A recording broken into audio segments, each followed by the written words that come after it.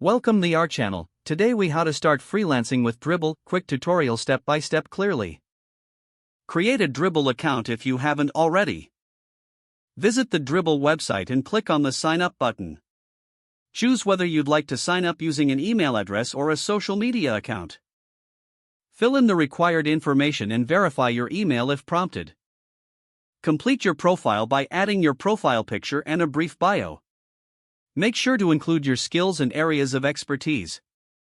Start by uploading some of your best design work as shots.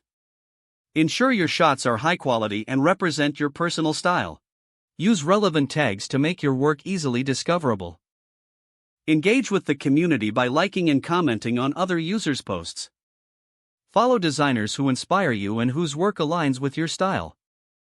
Consider joining Dribble's Hire Me program to attract potential clients. Keep your portfolio updated with new and improved work regularly.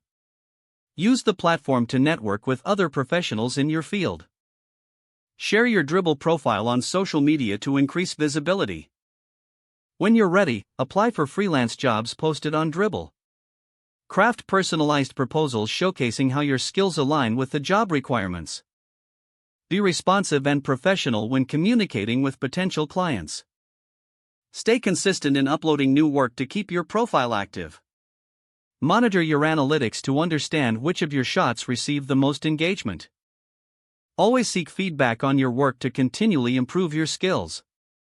With dedication, you can build a successful freelancing career through Dribbble.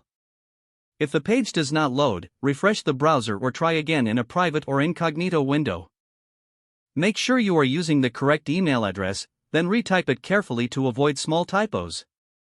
If your password is not accepted, use the reset option and create a new strong password you can remember.